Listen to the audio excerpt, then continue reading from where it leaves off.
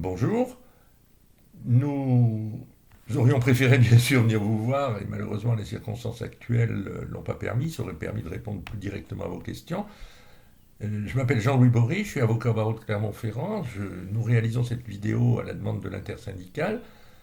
Je connais bien Michelin, mais depuis 1977, effectivement, pour l'avoir fait condamner à de multiples reprises pour discrimination syndicale à l'égard d'un certain nombre de délégués de plusieurs organisations syndicales d'ailleurs, et pour avoir aussi obtenu des condamnations prud'homales pour des salariés injustement licenciés. Bonjour, Élise Triolaire, je suis avocate depuis 2006 au sein du cabinet Bory et Associés. Nous sommes un cabinet de 15 personnes, dont 8 avocats et une juriste, et nous œuvrons exclusivement à la défense des salariés, des organisations syndicales et des élus au CSE. Ouais, en un mot, on ne plaide jamais pour les patrons, on ne défend que les salariés, que les choses soient très claires. L'objet de cette vidéo, c'était de discuter, ou plutôt de vous donner notre sentiment sur les chances de succès d'une procédure prud'homale. Je connais bien le dossier pour avoir assisté votre comité dans le cadre de la procédure de consultation, donc on a étudié tous les documents de consultation, on a participé également à la rédaction des avis des élus sur cette question-là, on maîtrise également le rapport d'expertise qui a été fait à la demande du comité social et économique central, et à partir de là, on est en capacité de vous dire oui, la procédure mérite d'être engagée, oui, le motif entre guillemets économique invoqué par Michelin n'est pas sérieux. Michelin invoque la sauvegarde de la compétitivité du secteur poids lourd en Europe, alors que le périmètre d'appréciation du motif, c'est pas l'Europe, mais c'est la France, ça c'est le premier élément. Et le deuxième élément, la notion de sauvegarde de la compétitivité, c'est que il faut, c'est le motif tarte à la crème des licenciements, soyons clairs, il faut que cette sauvegarde soit impérieusement nécessaire à la survie, enfin en tout cas au fonctionnement de l'entreprise. Au cas présent, les résultats de Michelin publiés, les résultats également en France, nous permettent de dire qu'à l'évidence, ce n'est pas un motif économique, mais c'est une restructuration destinée à faire en sorte que la profitabilité du site de Michelin soit plus importante, en un mot que les actionnaires s'en mettent un peu plus plein les poches en termes de dividendes.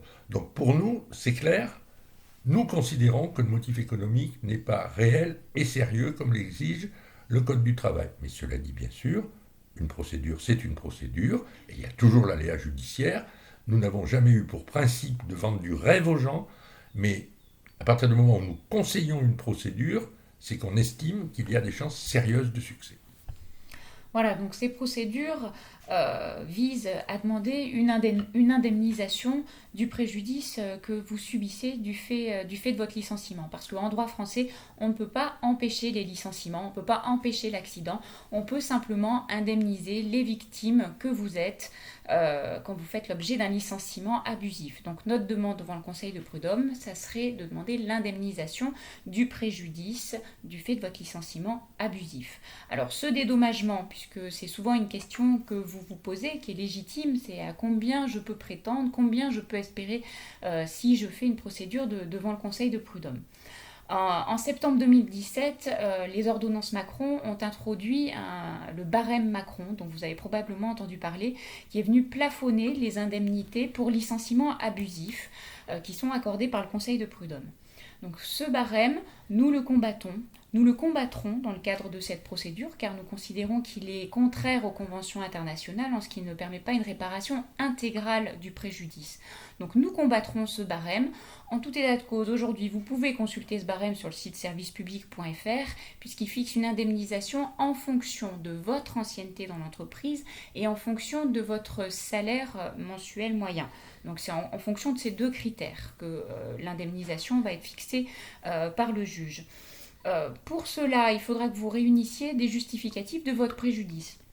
Votre préjudice moral, psychologique, qui est lié à la perte de votre emploi, à votre licenciement, et le préjudice financier, donc il faudra conserver tous les éléments qui concernent votre situation post-licenciement, qu'il faudra nous transmettre. Voilà pour ce qui concerne ce que nous demanderions dans le cadre de ces procédures individuelles.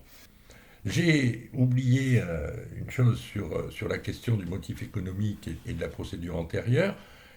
Ce n'est pas parce que les organisations syndicales ont signé le plan pour faire en sorte que les conséquences du licenciement soient adoucies par les indemnités supralégales qui sont importantes et qu'ils ont obtenues, que pour autant ils ont validé le motif économique. Ce n'est pas parce que le directeur du travail a validé ce plan qu'il a validé le motif économique.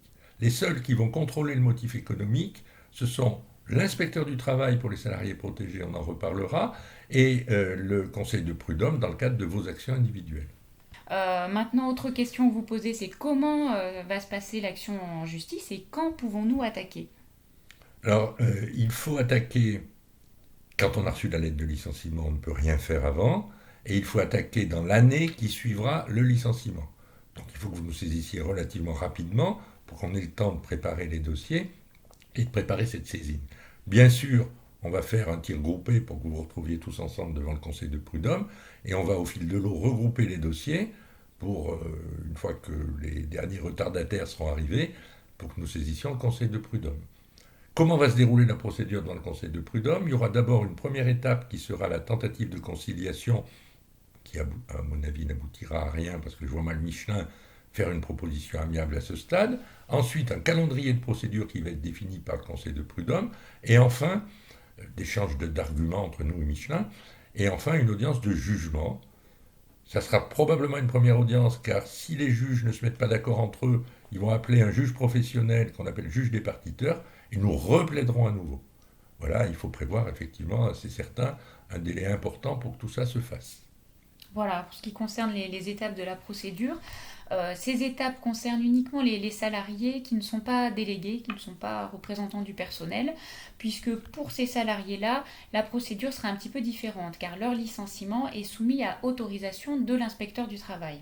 Alors, l'inspecteur du travail, lui, on l'a dit tout à l'heure, va contrôler le motif économique, compte tenu de tout ce qu'on vient de dire. On espère bien que l'inspecteur du travail refusera les licenciements. Michelin fera probablement un recours auprès de la ministre qui, elle, j'en ai un peu la conviction, l'autorisera. Pourquoi j'en ai la conviction? Tout simplement parce que dans tous les dossiers de licenciement collectif dont on s'occupe actuellement, on a constaté que cette ministre du Travail autorisait systématiquement les licenciements pour motif économique. C'est un choix politique, en fait, quel que soit le contenu du dossier. Donc ensuite, il faudra que les délégués ils aillent devant le tribunal administratif, éventuellement dans la cour administrative d'appel pour contester l'autorisation, et puis après, ils pourront rejoindre tout le monde devant le conseil de prud'homme, mais malheureusement pour eux, ça prendra plus de temps.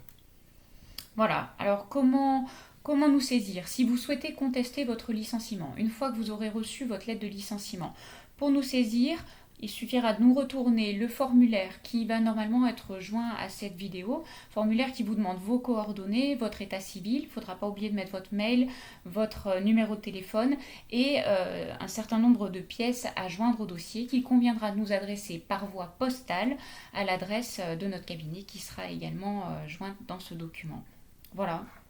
Bien, au revoir, et en tout cas, on espère vous retrouver nombreux devant le conseil de prud'homme dans le cadre de ces actions qui sont certes des actions individuelles, mais le fait qu'on les mène collectivement vous montrera à Michelin et puis à tout le monde que vous n'êtes pas dupe de la situation et que vous ne voulez pas vous laisser jeter comme des mauvaises serviettes. À Voilà. bientôt. À bientôt, au revoir.